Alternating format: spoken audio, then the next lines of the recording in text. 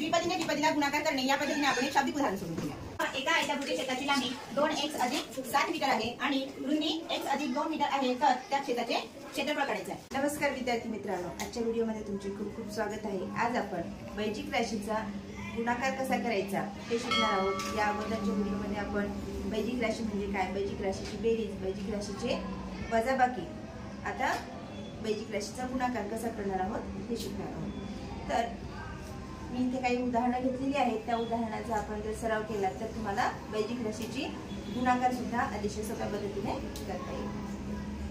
चला तर मग आपण उदाहरणे सोडून घेऊया। पहा इथे एकपदीने एकपदीला गुणणे। वैजिक राशीचे प्रकार आहेत, त्यामध्ये एकपदीने एकपदीला गुणणे। आता गुणाकार करत असताना काय करणार आहोत, इथं सहगुणक आणि चल आहे है ना।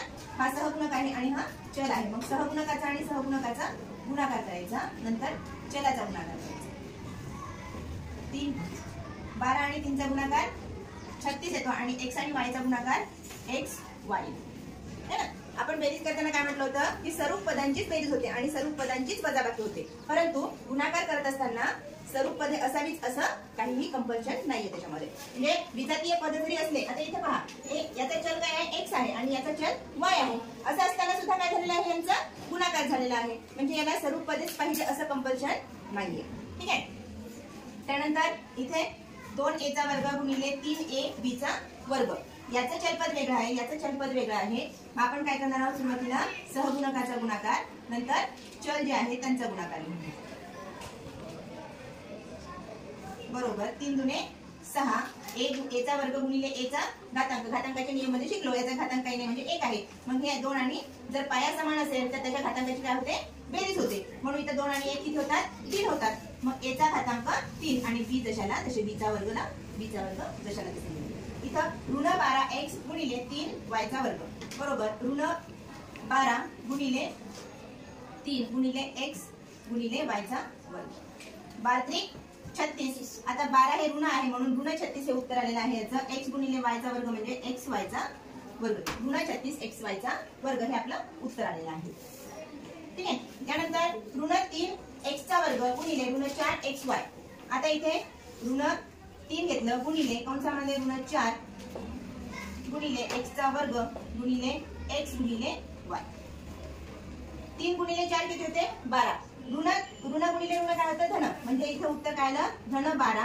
आपण धनाचं चिन्ह नेहमी लिहितोच असं नाही लिहिलं म्हणजे याचा अर्थ इथे धन 12 आहे असा होतो।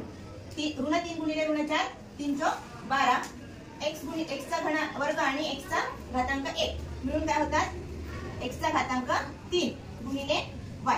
त्याला गुणाकार म्हणजे असं न लिहिता आपण डायरेक्टली x चा घन y अशा प्रकारे लिहू। आता हे एकपदीने एकपदीला गुणाकार करत असताना आपल्याला अशी एक गोष्ट लक्षात आली की आपण सुरुवातीला काय केलं, सहगुणकाचा गुणाकार केला। सहगुणकाचा गुणाकार करत असताना चिन्हांचा सुद्धा विचार केला आहे की नाही। इथं ऋण आहे, एक धन आहे, एक धन संख्या आणि एक ऋण संख्या यांचा गुणाकार काय येतो, ऋण संख्या येतो, म्हणून उत्तर काय आलं आपल्या इथे ऋण संख्या आली। आणि इथे दोन्ही ऋण संख्या आहेत, जर दोन्ही ऋण संख्या असतील तर 2 ऋण संख्यांचा गुणाकार नेहमी धन संख्या येतो, म्हणून सहगुणकाचा गुणाकार करत असताना आपण त्याच्या चिन्हांचा सुद्धा विचार केलेला आहे आणि नंतर मग जे चल आहे त्या चलाचा गुणाकार केला। आलं लक्षामध्ये हे, ठीक आहे। त्यानंतर एकपदीने द्विपदीला गुणाकार कसा करायचा हे बघूयात। आता इथे उदाहरण घेतले पहा, x गुणिले कंसामध्ये x अधिक y ही द्विपदी आहे आणि हा एकपदी आहे। या एकपदीने या द्विपदीला गुणाकार करत असताना सुरुवातीला काय केलेलं आहे, काय करायचं आपल्याला, x न या पहिल्या पदाला गुणायचं आहे।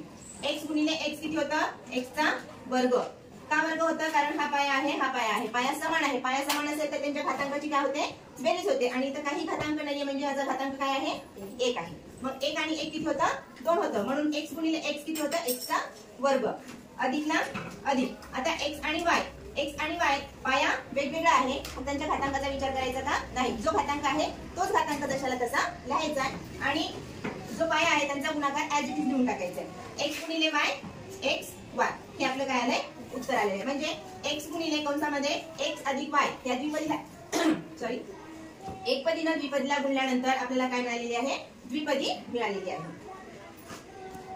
आता इथे 7x वजा 6y गुणिले 3z। आता इथे प्रत्येकाचं चल जे आहे ते कसं आहे, वेगवेगळं आहे। प्रत्येकाचे चल वेगळं आहे ना, इथं x आहे, इथं y आहे, इथं z आहे। मग सुरुवातीला काय करायचं आहे, सहगुणकाचा गुणाकार। 7 गुणिले 3 गुणिले x गुणिले z वजाला वजा किती आहे इथं 6 आहे 6 गुणिले 3 नंतर y गुणिले z. आता या दोघांचा गुणाकार 7 3 21 x z वजा 6 3 18 y z. हे काय आलेलं आहे आपलं. काही अडचण आहे हे समजण्यामध्ये नक्की. ठीक आहे. या द्विपदीने द्विपदीला गुणाकार कसा करायचा हे शिकूया. पहा इथे मी एक उदाहरण घेतलेलं आहे. एकच उदाहरण दोन पद्धतीने वेगवेगळ्या पद्धतीने आपण करणार आहोत. सुरुवातीला पहा उभ्या पद्धतीने गुणाकार करत असताना हे जे पहिलं पद आहे पहिल्या पदाने गुणाकार करून घ्या. 4 पंचे 20 x गुणिले y x y नंतर x गुणिले 5 गुणिले 3 अधिकला अधिक 5 3 15 x चा वर्ग. इथं काय केलेलं आहे आपण 5x ने गुणून नंतर इथे काय करायचं आहे 5x न गुणलेलं आहे. आता नंतर 7y न गुणायचं आहे. 7y न गुणल्यानंतर इथे लिहिणार का आपण? काय नाही. इथून 7 3 21 xy नंतर 7 4 28 y चा वर्ग. आता यांची काय करायची आहे बेरीज करायची आहे. याच्या खाली काही नाही म्हणजे इथे 0 आहे. 15x चा वर्ग अधिकला अधिक 40 आणि 20 किती होतात 41 सॉरी 20 आणि 21 41 xy अधिक 28 y चा वर्ग. हे काय मिळालेलं आहे आपल्याला उत्तर. या द्विपदीला गुणाकार केल्यानंतर हे उत्तर मिळाले. इथं काय केले आपण 7 ने गुणाकार केले. ठीक आहे. आता उभ्या पद्धतीने कसं करायचं हे लक्षात आलं का तुमच्या?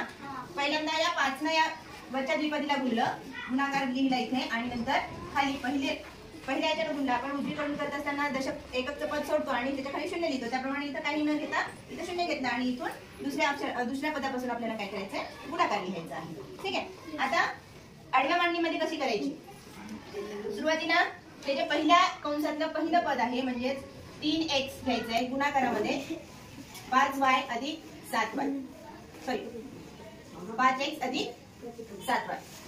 आता हे काय मिळालं आपल्याला? आपण पहिली गोष्ट शिकलो काय शिकलो एकपदीनं द्विपदीला गुणून आहे की नाही. त्या प्रकारे याचा गुणाकार करायचा आहे. नंतर काय राहिलं इथं अधिक काय आहे 4y अधिक 4y. आता 4y ना पुन्हा दुसऱ्या पदाला गुणायचं आहे.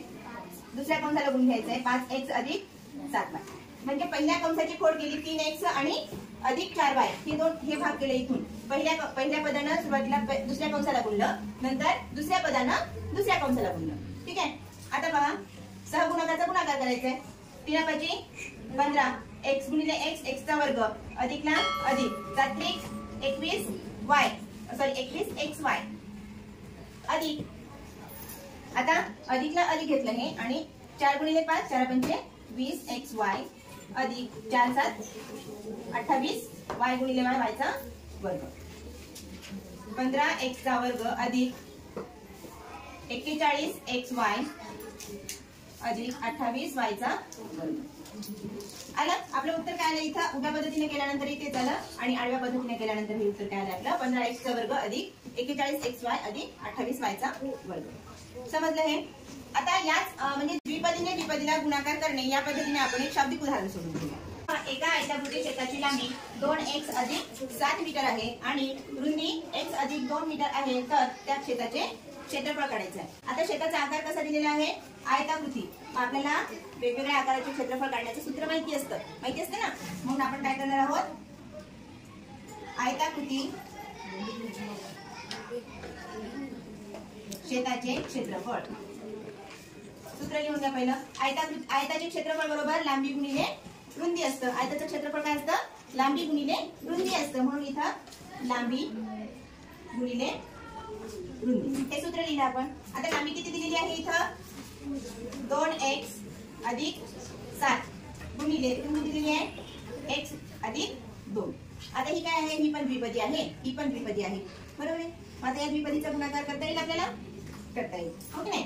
अगोदर सांगितल्याप्रमाणे आडव्या पद्धतीने केलं तरी सोपं जातं आणि उभ्या पद्धतीने केलं तरी.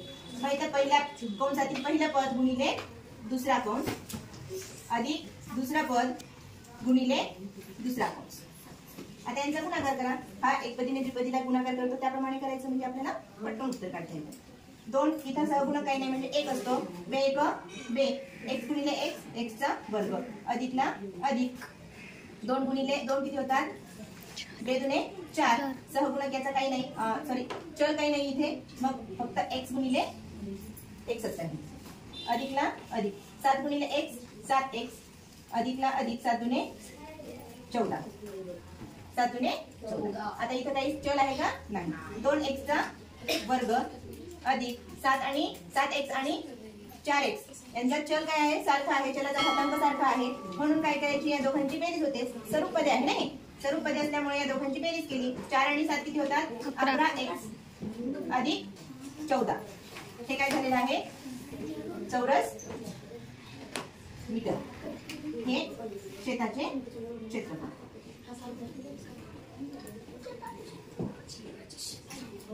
समजलं?